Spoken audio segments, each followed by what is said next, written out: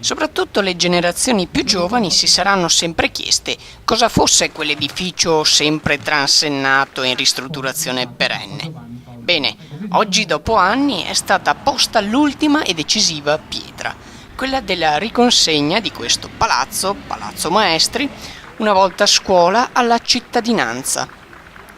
Al suo interno la nuova sala consigliare, la biblioteca comunale e molte altre sale.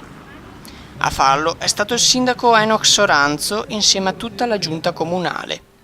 Il costo? 4 milioni circa, anche se il prezzo più alto sembra averlo pagato la cittadinanza in tutti questi anni, quando era privata di questo prezioso spazio. Potete trovare il video completo della manifestazione sul nostro account YouTube o sul nostro sito internet.